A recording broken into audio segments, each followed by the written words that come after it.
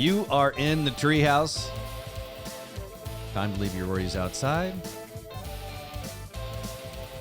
and join us in the Treehouse. I'm Dan O'Malley along with Trey Trenholm, and because he just can't get enough of us, or we just can't get enough of him. I'm not sure which, but let's not fight it. Actor, comedian, and most importantly, friend, Raj Sharma. Hey, Raj. Hey, well, it's just comedian now. I can't. I don't know if the union will let me say actor. Oh yeah. The whole SAG thing makes things a little hairy as far as what you can and cannot do. I know that I saw over the weekend with the Writers Guild and the Screen Actors Guild both being on strike at the same time. I saw that SAG had said, okay, here's a list of things that actors, cannot do. And there was some discrepancy in there about, can you do certain things like podcasting? And really, it basically came out, it was, where I saw it was, there was an article from Variety that listed all these things that the SAG actors cannot do. And it included podcasting, which was kind of nice to be included. You're like, hey, we made it to the big time. You do know what I thought was interesting on that Variety list, though? It's nowhere on there did it say that they couldn't do radio appearances. So that's how much radio gets disrespected in the industry. It's like, no, do all the radio you want. We don't give a damn about that. But podcasting, no. Yeah, you shouldn't be doing that. But I think it's you can't do your own podcast that's monetized, right? Like I can be on this show. I just can't have mine. See, therein lies a couple of the discrepancies, because Variety said, okay, here's all these things actors can't do. And the obvious stuff was there, like you can't shoot a movie, you can't shoot a TV show, right. You can't do a public appearance type stuff. And when it mentioned podcasting, but then Sean Gunn, who is James Gunn's brother. James Gunn's the director of the Guardians of the Galaxy movies, the most recent Suicide Squad, and he's also the new co-head of DC, and he's doing the new Superman movie. Anyway, his brother Sean, who's done all the movies with him, over the weekend was like, this story's misleading. It's not that you can't do these things, you just can't promote any projects that we're striking on, basically. So it's you can do a podcast just to do a podcast, but you can't promote anything for it. Okay, so they revised that list. Yeah, so like you could have someone who's in the Oppenheimer movie. Was it Matt? Is Matt Damon in it? Yeah, Matt Damon's in it. All right. So you could have Matt Damon on. You just can't ask him about Oppenheimer. He's not going to promote Oppenheimer, but right. Or if you wanted to have The Rock on your show, he couldn't necessarily promote any of his movies. Well, it might be a little hairier because he is also an executive producer. As an actor, he wouldn't be able to promote a film like Fast and the Furious 50. He's currently working on. But he could promote his tequila. But he can promote TV shows that are currently wrapped, or movies that are wrapped.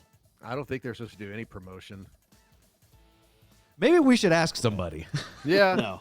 But even then, see, even some of the people are confused as far as our buddy, dear friend, Tone Bell, is on a new Netflix show called Survival of the Thickest, and it's great.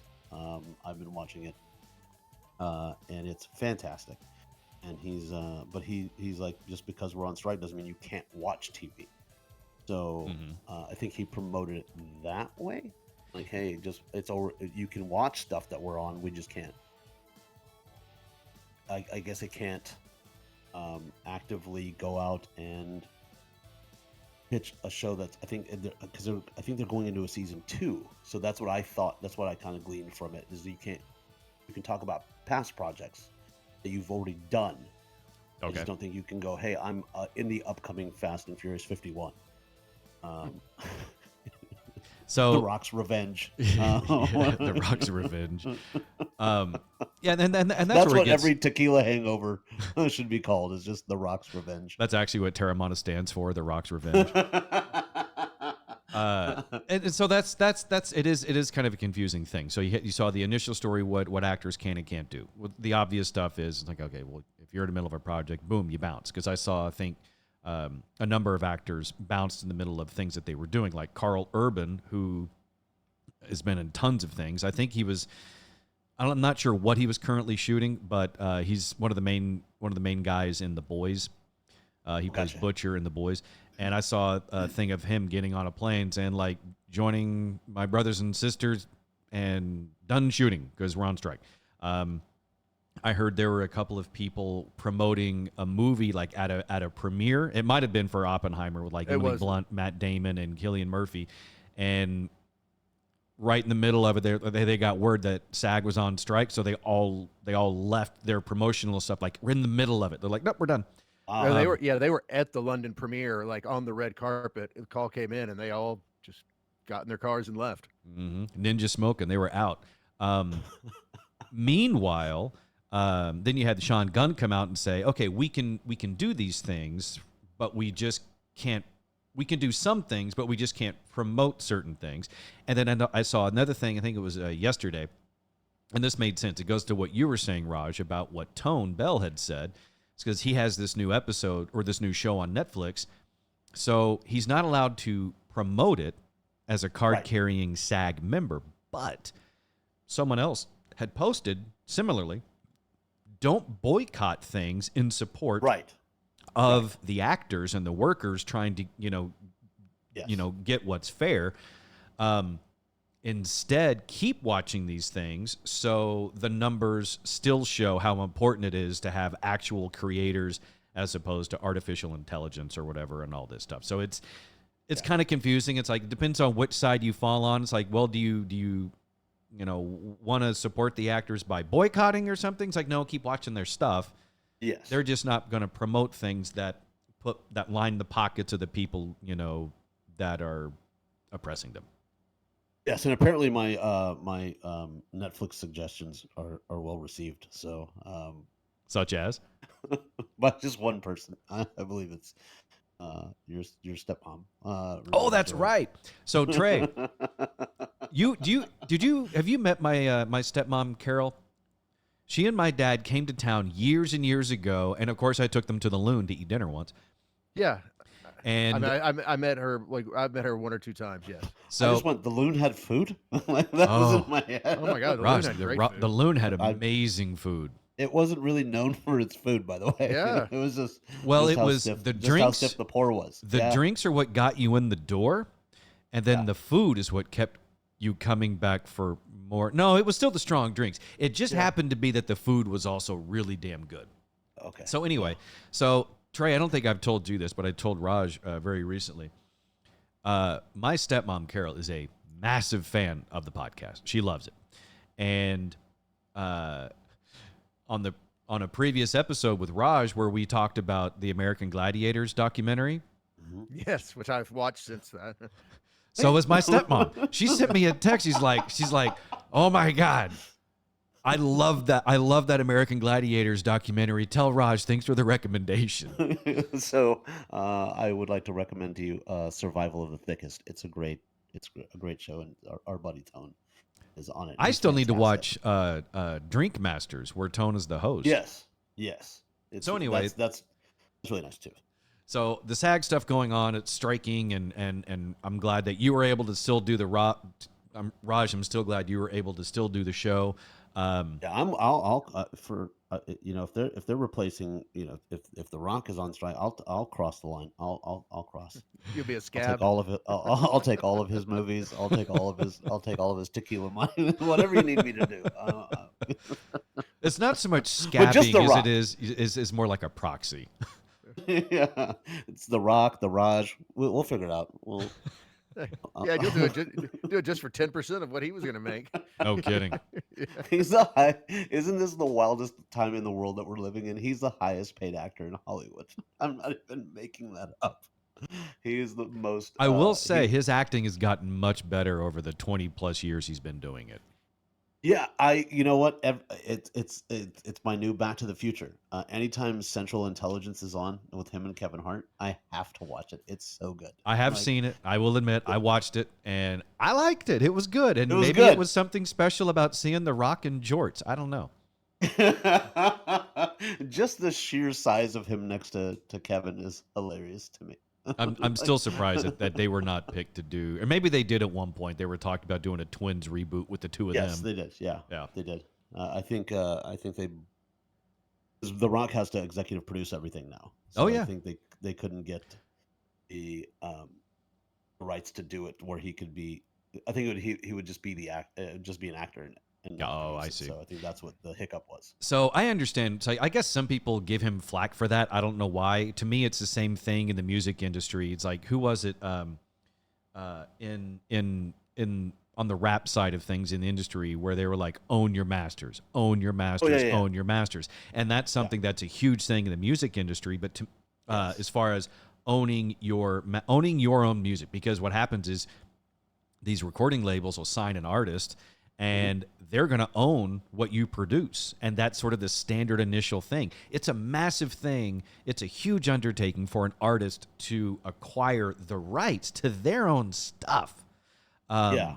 And so to me in movies, it's a similar thing. If you find yourself in a position to have your own production company and executive produce Yes. your own projects, putting yourself in it, then you're double dipping, which is what you should do. You should be on the Absolutely. controlling side and the creative side if you want to and if you're able. Yeah, I think a lot of people don't realize is before she passed away, Afeni Shakur got Tupac's masters Ooh. because Suge Knight owned them. So when and here's the craziest part about that is Tupac didn't even know that he didn't own his own stuff. So she found out after he passed that money stopped. The minute he passed, the money stopped coming to his estate. It all started going to Suge Knight, and that's when they found out he didn't own. So when you saw, Suge standing behind Tupac, like and Tupac's got all the $100 bills and like that, the car was in Suge's name, the house was in Suge's name, everything was in Suge Knight's name, and Tupac didn't even know Yeah, because he and was he had just funneling money to him. He was like, he "Here's had you done need that to $100,000." Yeah, Dr. Dre too, I believe. yep, He yep, had all yep, his masters too. But the yes, funny thing about that, do you remember when Michael Jackson and Paul McCartney did yep. Say There you Say go. Say? Yeah. Dan, do you know the story? So, I don't think so. all right, Michael Jackson, is young at the time, and he is talking to Paul McCartney about, obviously Paul McCartney is one of the few people who could ever understand the fame that Michael Jackson experienced. And so Paul McCartney gave him the advice. He's like, one of the great investments you can make is buy the masters, of artists, and you own the rights to those songs for forever and do whatever you want with them. And so they got done. Then Michael Jackson goes and buys the Beatles catalog. Paul McCartney Yeah. never spoke to him again. Yeah, so he was they were talking about publishing rights, like exactly what Trey said. And he's like, "There's an auction coming up, where the Beatles catalog," and Paul's like, I'm gonna buy him." He's like, "Oh, okay, sounds good." And he outbid Paul McCartney on the same auction. That is Uh, that is one hell of a flex to be able to have not only the money, but ironically enough with Michael Jackson, the balls to yeah, say, I'm going to take this information you've given me and I'm not only going to run with it, I'm going yeah, to lap you with it. And I'm going to yeah. buy your stuff. And every time you sing, you pay me. And that also makes me wonder what the other four Jacksons are like. How much is he worth? Like the other guys are like, how are we not? How did we not get any of this? And that's how you end up having a fantasy land on your property at your house. Yes. Yeah. Who was it? The first they said was it Eddie Murphy? The first time he went, and he's sitting in the living room, and apparently a couple of giraffes walked by. He didn't know that there was like like there was like a wildlife preserve. Was that his inspiration for writing Coming to America? I don't know, but Because he that's just, one of like the opening scenes in the Yes. film is when it's Yes. James Earl Jones and Eddie Murphy walking through the yard of their Yeah. their it kingdom or could whatever. be that makes sense now. And the elephant walks by and Eddie Murphy just casually goes, "Hello, bye-bye." Yeah, that makes sense. But he was just he does this great interview about it, where he's just sitting in the living room waiting for like Michael doesn't open the door, right? Oh, So no. like his people bring him in. He's The like, monkey "Nope." butler does. Of course. Yes, Bubbles, I want Bubbles, to. Bubbles. No, actually, no, it wouldn't be Bubbles because Bubbles was Michael Jackson's personal monkey friend. So I guess Yes. Bubbles, I guess he'd have a separate monkey butler, like Bubbles' Yes. uncle or something. Like Bubbles is down on his luck, uncle recovering or something, and needed a job. It's Jermaine's monkey. Like, that's, yeah, and he's sitting and he's like, you have like I don't know why I felt the compulsion to tell him. Like he's like, that giraffe. There was a couple of giraffes just walked by, and he's like, "Yeah, I know." Like that was like it was just a Tuesday.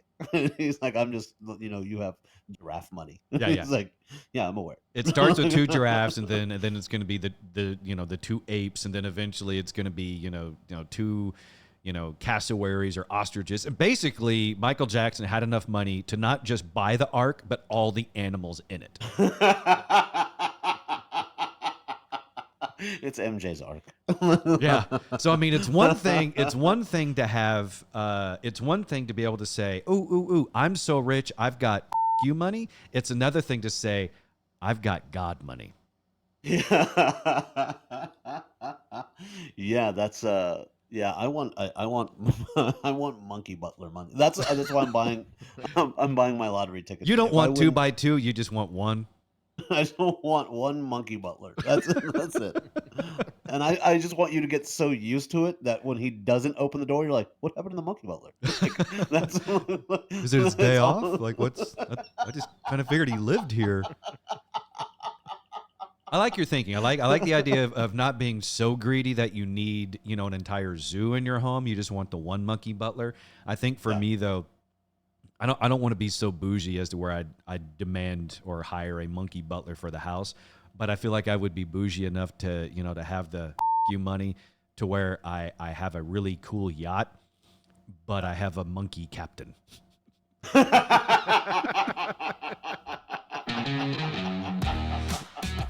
You're listening to The Treehouse.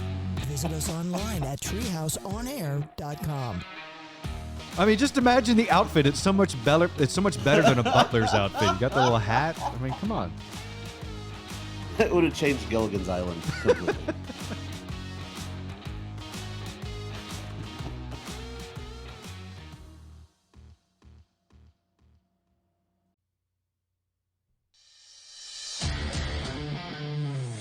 You're in the Treehouse.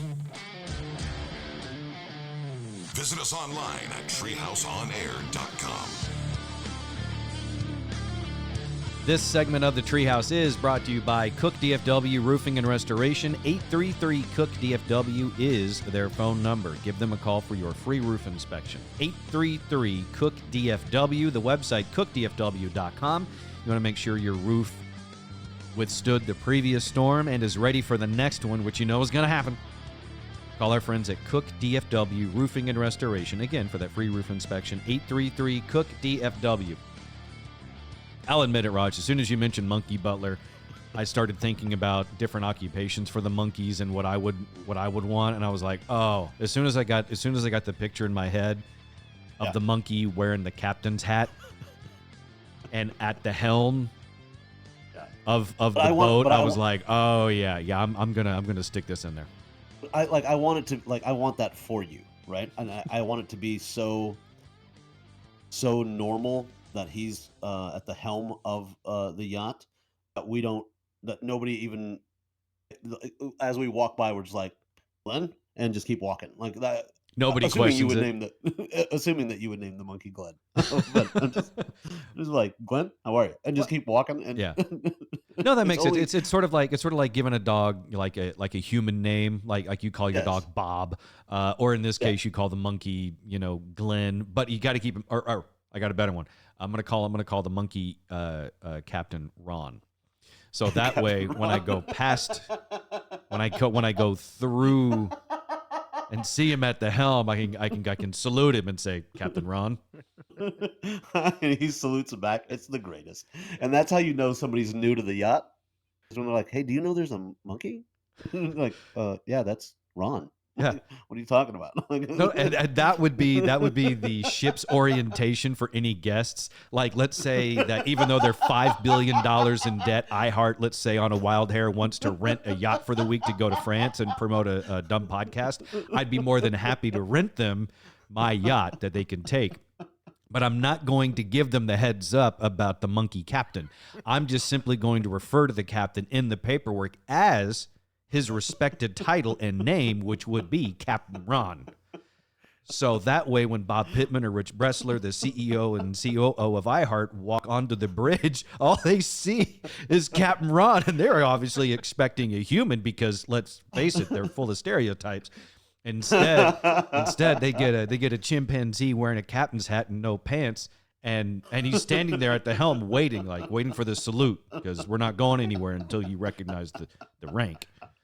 Well, at least they'd be able to identify, because the monkeys just see an iceberg and just get a big smile on his face and go, yeah, you're used to this, aren't you? Yeah, Bob? Absolutely. Yeah, if there's something iHeart executives are used to, it's heading straight for icebergs. This is the best episode of Life Below Deck ever. How awesome would that be? Because first of all, I've never seen that show. I hate that show, but I've never seen it. I have no interest in it whatsoever. But if they were to do a surprise switcheroo and all the Life Below Deck cast members were replaced with monkeys, I would watch that. Just imagine the unsuspecting guests. Like, what happened to the hot crew? Where's everybody? I'm here to meet Ron. He's right there. Meanwhile, it's the chimpanzee in the corner is blowing up inflatables, getting the scuba and the snorkel gear ready. Oh my Captain God. Ron keeping everybody in shape. I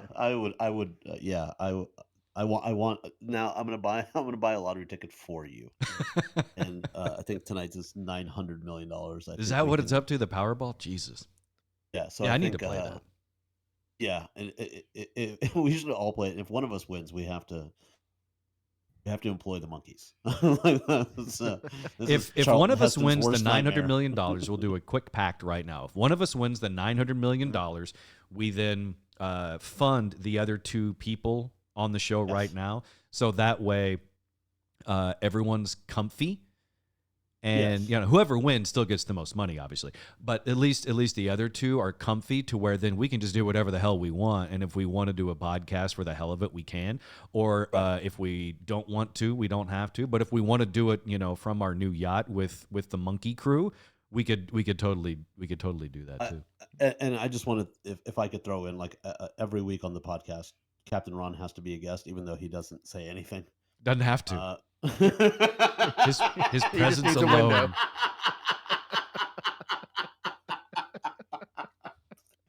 Just him in the room. Yeah. What does he do? You'll see. That's what hey, you got a really good punchline if all of a sudden Captain Ron starts laughing. Yeah, if And Captain Ron, it's a great show if he starts talking. oh God, no, just imagine your punchline is so good that Captain Ron starts belly laughing like crazy, but then he's so uncontrollable, he starts throwing his own shit around the room. That's a good episode. That's when the music starts playing. That's the hard out. And end of show. And cleanup crew, which we will not be in charge of. Can I quickly plug my August 4th and 5th shows? Oh yeah, absolutely. I saw you post that just the other day on Instagram that you've got a whole tour that you're getting started up. Yes, it's very cool. The whole viral thing is really kind of cool.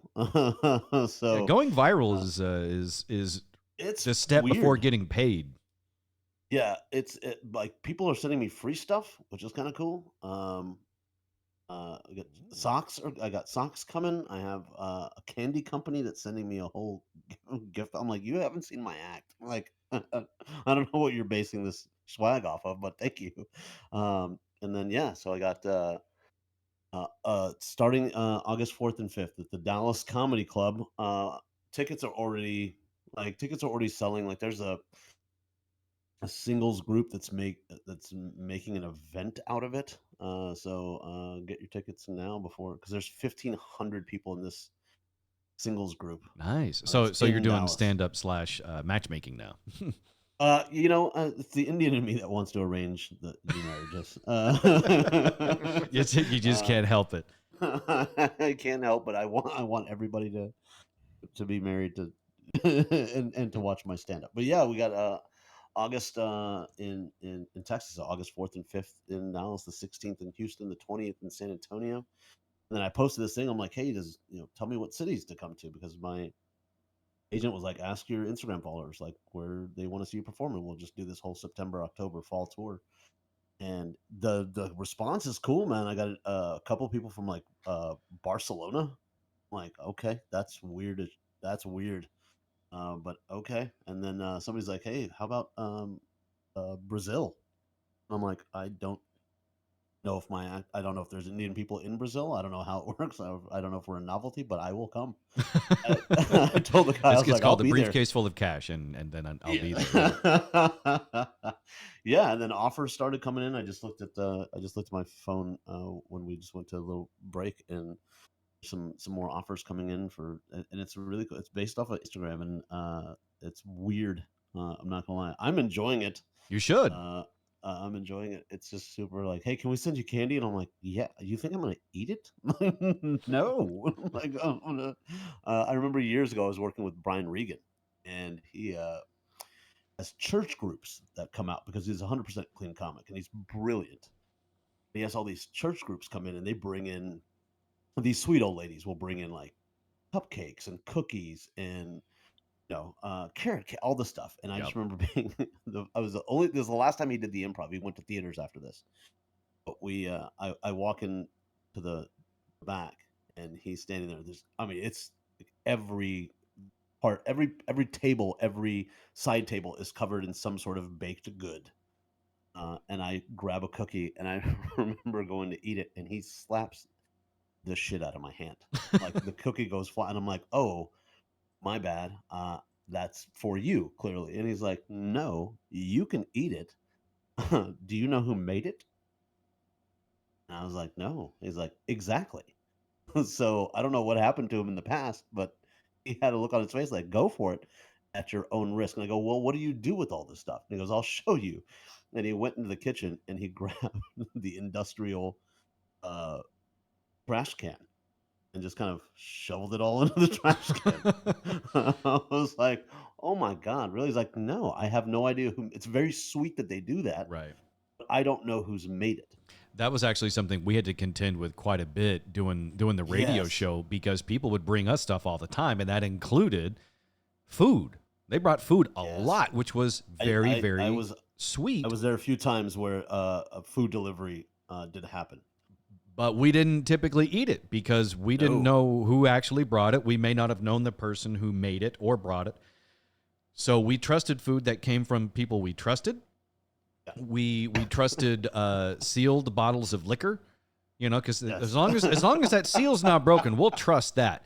But like homemade foods, we wouldn't typically touch because we didn't know who. We didn't know what people put in there. They may think it's hysterical to put some acid in these cookies or something worse, just to hear what their favorite show would sound like. Tripping on acid during drive time. There's so much about those years you don't remember, but that I do. And I remember there was tacos in the break room one time, and you would typically go get like coffee or whatever it was. And so every time I'd walk in, I usually would catch you like on the way into the studio. Like that's what we'd kind of meet in the hallway. Yep. And, you kind of were chuckling, and you're like, "There's tacos in there if you want some." And I was like, "Oh, okay." And it's late, and starting out comic, and I'm like, you know what? I can go for free food. I just remember Tasso's going, "Don't do that to him." And I was like, "What?" And he's like, "Yeah, we don't know who made them, but they're there if you want them." I'm like, "You left them in the break room?" Like literally went. Somebody will eat it, and just kept walking past me. I was like, it's true. Someone would eat it. Yeah. We really weren't sure who was going to eat it. It was probably going to be a starving board op, but and it's not like I was rolling in dough at that time, but I had just enough money that I was just like, I'm not going to eat that. Yeah, but but you did offer it, which I thought was hilarious. You're like, Damn we're right I not going did. to eat it. Let's see what happens when you do. And that's why you don't trust people with the food they offer you. Valuable lessons learned. Mhm.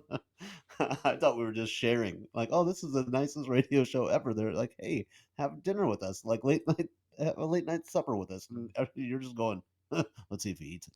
That's exactly what it was. I think I even had it If on my he- notes. It's like, what will Raj eat the break room taco? Let's see if he starts tripping balls second segment. We're just gonna go live. We're just gonna So record fast it. forward like 10, 12, 15 years, we're at iHeartRadio, and the break room, there's some mystery tacos No. and burritos. And and that's exactly what they were. We didn't know where they were from, right? And Yeah, then no. and we told the story on the air a handful of times, and he absolutely hates it, and I don't blame him because his name has been forever tainted. So Jay Shannon at the time, who was a new program director at iHeartRadio, had just taken over The Edge. And he goes into the break room one time, and Alfie and the other guy their cubicles were right there next to the break room, and they witnessed Jay Shannon come around the corner, go into the break room, and he sees these random burritos and tacos. There's no marking on the wrappers or anything, Oh, no. but he's curious enough and apparently hungry enough that he grabs one of those random burritos. And he takes it back to his office and he eats it. What he thought was in peace. But in reality, to this day, he is still known as Jay Shannon, the random burrito eater, because we told that story on the air that day.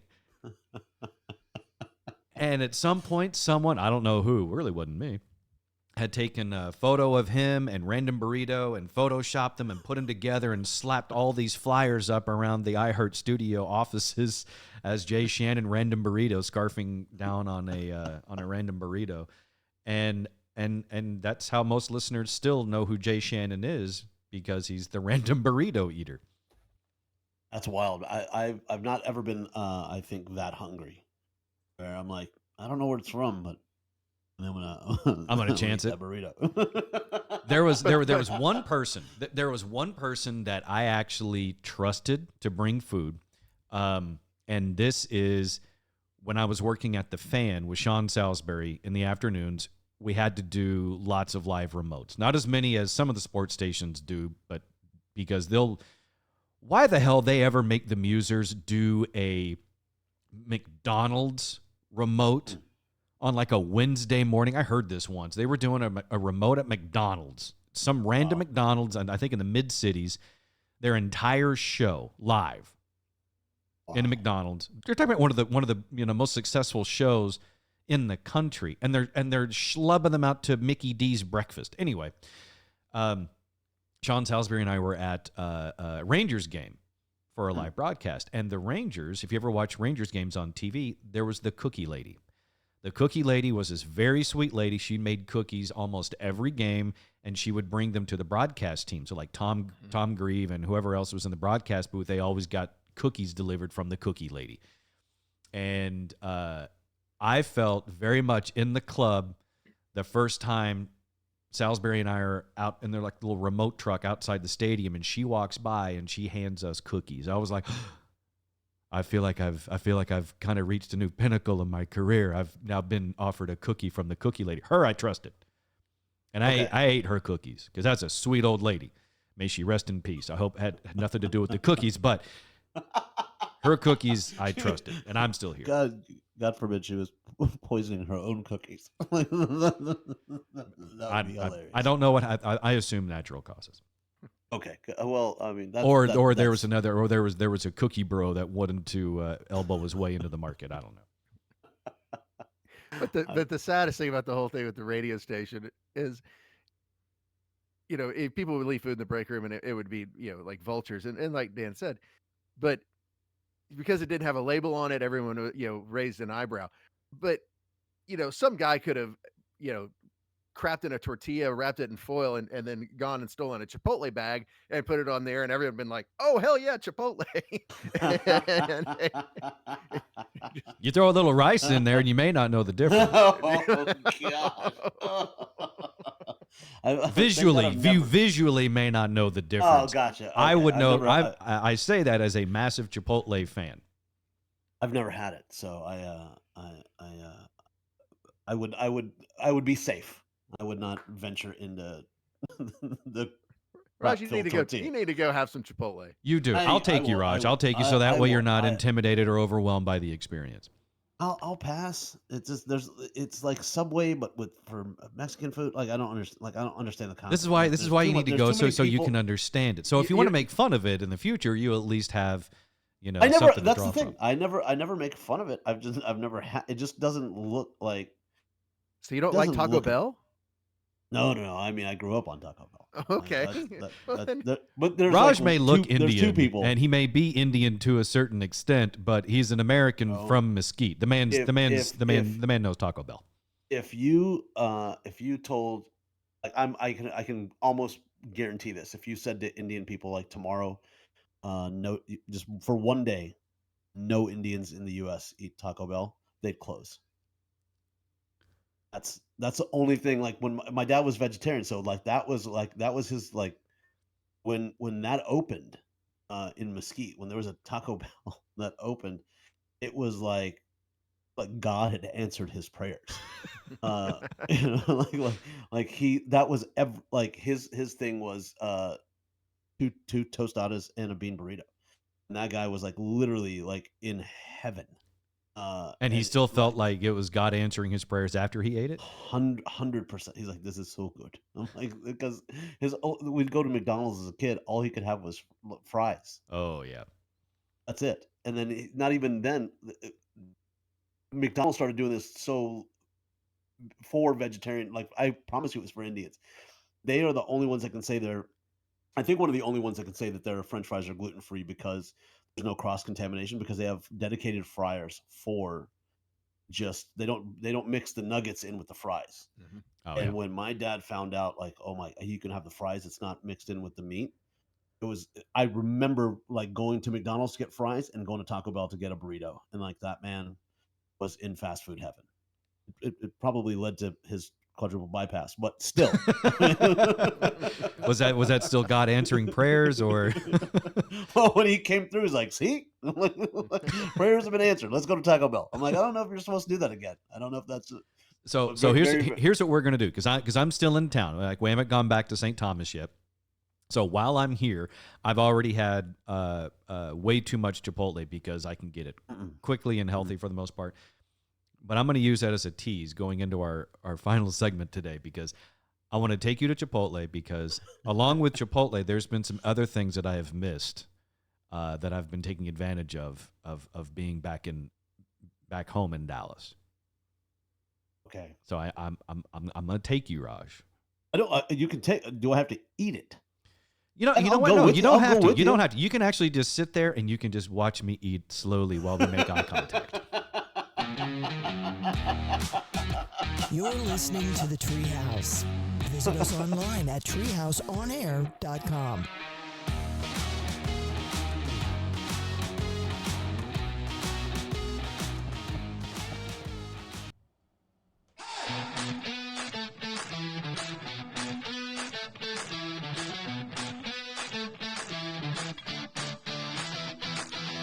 You're listening to The Treehouse. Visit us online at treehouseonair.com. This segment of the Treehouse is brought to you by Brooks Plumbing. The website, brooksplumbingtexas.com. Their phone number, 214-368-3838. That's 214-368-3838 for any and all of your plumbing wants and needs. Call our friends at Brooks Plumbing. Website again, brooksplumbingtexas.com. So Raj, so I want to take you to Chipotle, but I'm not going to make you eat.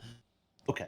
But it's weird. So living on St. Thomas in the U.S. Virgin Islands, living really anywhere where you've moved away from home, and I lived in Dallas I should be more accurate. I lived in Dallas-Fort Worth because I really did live all around DFW at various points in my life. Dallas County, Tarrant County, Collin County, all of it. I lived there for like 30 years, over 30 years. And so moving away was an interesting set of circumstances, challenges, all those things. Excuse me, I'm burping. But when you move to an island, you then have to readjust. You have to adjust to that lifestyle because you're on an island. Literally, you can't get everything that you're used to getting back in the States, whether it's groceries or anything. Like I can't just go to the grocery store and automatically get the exact thing I'm looking for because I may go to the grocery store and it may not have come in on the boat that day. I may not be able to find it. Oh, I never thought about that. Yeah. So like on an island, when you go to the grocery store, you're not going to the store. You're going to the grocery stores because you have to hit 2 or 3 different places sometimes to find everything on your list because one place may be out of it. The next place may have it, and that place may not have the thing that the other place has. So now it's kind of like a half a day thing. So coming back to DFW for a month has been really good in some ways, but also bad because when you move away, there's things I miss, there's things I don't miss. One of the things that I immediately did not miss is all the highways. It's all like there's nothing scenic about North Texas. Like hill country has hill country. It's kind of nice, right? I mean, it's hill country. It's got hills. The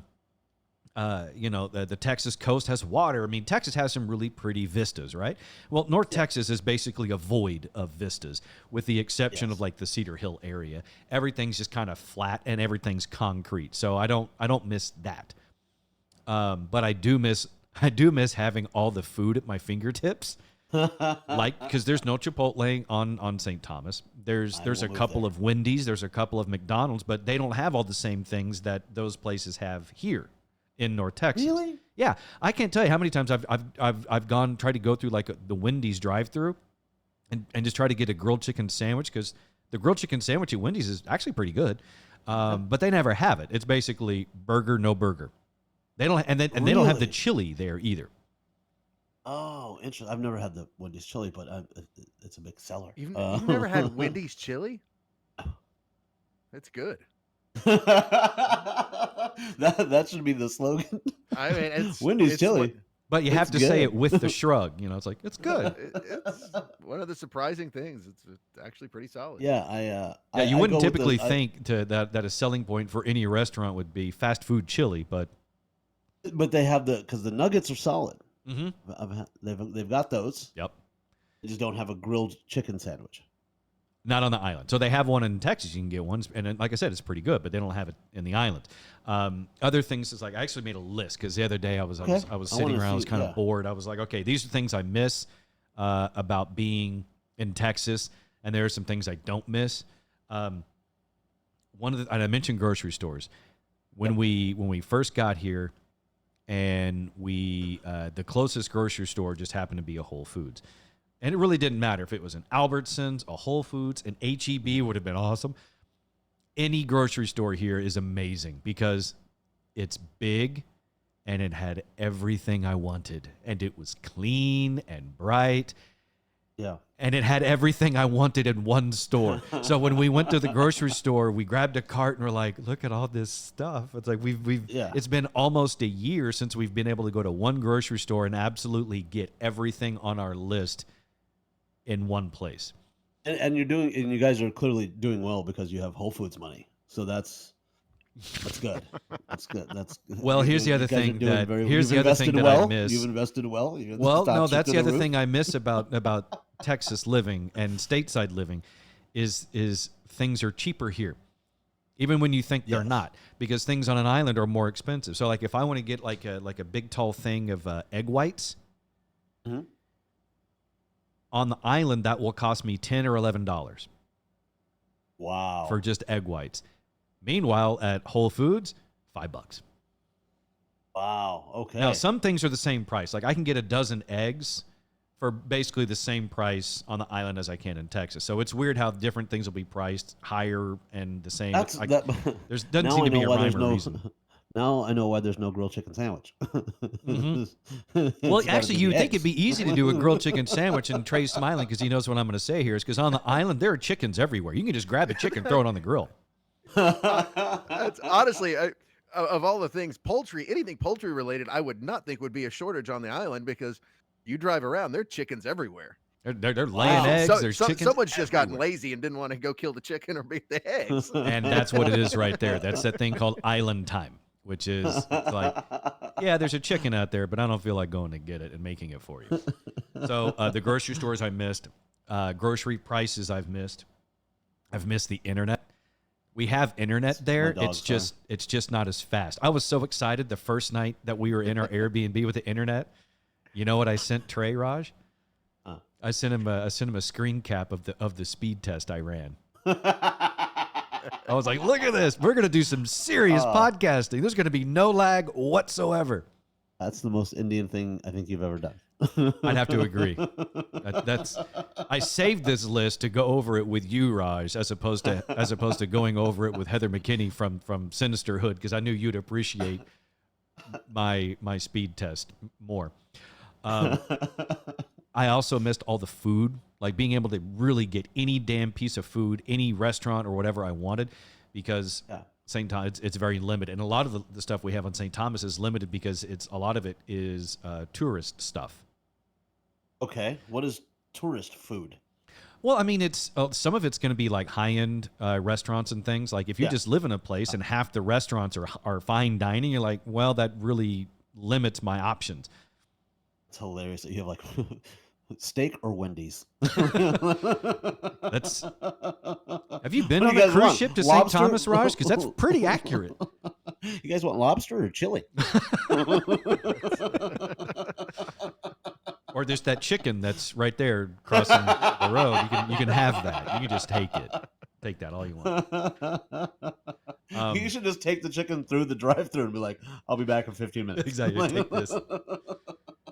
But one of the things I do not miss, and there's a few things I don't miss. Like I don't miss how like I said, I don't miss all the concrete. I don't miss the traffic. I don't miss how everything is flat. I don't miss not being able to look out my window and see the ocean every day. That is a calming thing for me. That's one of the reasons why I wanted to live there. I also don't miss all the people, because in my life I have learned that if there are people around and there's something good around, the people will ruin that good thing. I have seen people ruin radio stations. I have seen people ruin everything from entire radio stations to entire planets. It is absolutely proven that in our history, we humans ruin everything we get our hands on. Yeah, I think as a society, we should have known the end was near when Golden Corral happened. Not just happened, Raj, but when Golden Corral went to my hometown of Bartlesville, Oklahoma, where before they moved, my dad and stepmom lived forever. The level of excitement in Bartlesville, Oklahoma, when Golden Corral came to town, Raj, I'm not making this up. It was the place to be on Friday and Saturday nights. Their parking lot was packed for date night. Hey, that was a treat, in Leonard. You got to go to Bonham and go to the Golden Corral. That was a big night. See, now this is really how you can tell that Trey really is part of the duality of man, because having lived part of his life in Highland Park and other parts in Leonard, he really has that duality down, because he can appreciate the Golden Corral, but also knowing he probably went to his 5th birthday at the old Warsaw. Yeah. I'm wondering if you were wandering around Albernays looking for the chocolate fountain. Al and Albernay just standing there. It's like, we don't have that here, but all right, fine, get him a chocolate fountain. And I know for my 5th birthday, I distinctly remember, because I had 2 chimpanzees, Lulu and Dina, were at my 5th birthday party. Did they meet Belt? That would be. Oh, that's just a horrible thing to think about. It's just Golden Corral just reminds me of another one of our friends, Asher Allen, when they had Oh, yeah. God. they had Veterans Day, on Veterans Day, veterans eat free, and his joke was like, haven't they been through enough? That's still a winner. Yeah. So okay. You get all the food, all the groceries. You don't miss the people, even though you are surrounded by tourists constantly. Not constantly. So where we live on the island is north. It's on the north side of St. Thomas. So we don't get that many tourists on the north side because cabs don't want to take them on that side of the island because it's more residential and there's also a lot more hills.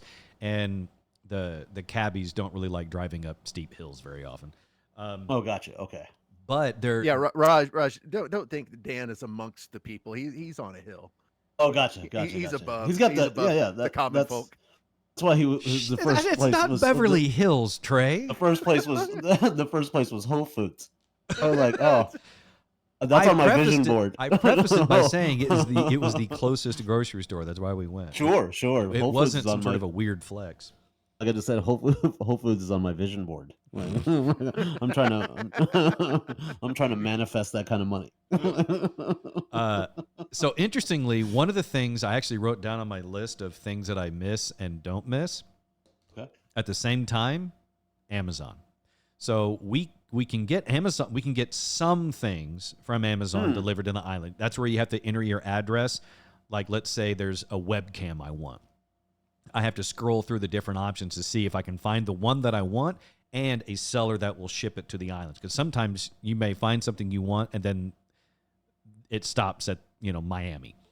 Oh, wow. Okay. So when we knew we were coming here, we're like, we started making a list of things we wanted to buy on Amazon to have delivered so then we could throw it in a suitcase and take it back, right? Problem is, it turns out Amazon's been hiring a bunch of new drivers who apparently just don't give a damn about their job or where they leave packages. Because if you haven't done so, click on like the share screen thing that I've got posted here. Because I'm going to show you a delivery that happened at our UPS store the other day. And I'm curious if you can spot what is wrong about this picture. Sure you can see that. Where's the share screen thing? Trey, do you see it? Yeah, I see it. Can you tell Trey what is wrong with this picture? Oh, I'm trying to blow it up. So the photo is of a box that is supposed to be for me at the UPS store. But the thing is, it's at the UPS store,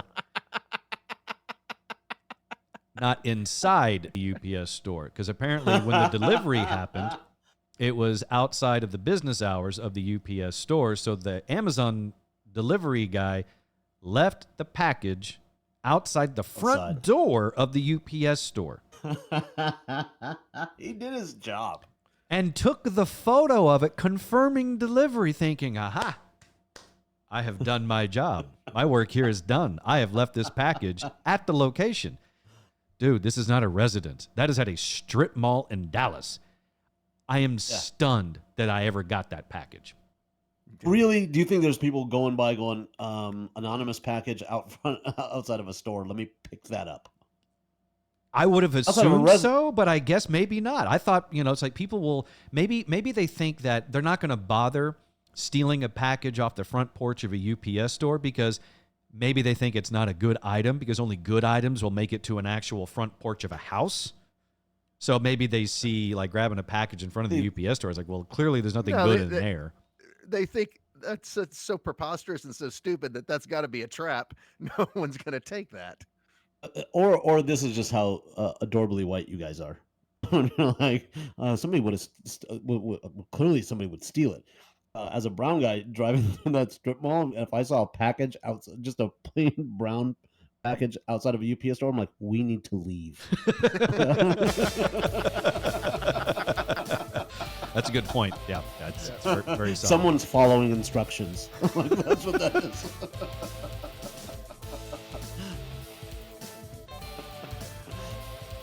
Be sure to follow all things Treehouse at Treehouse On Air, treehouseonair.com.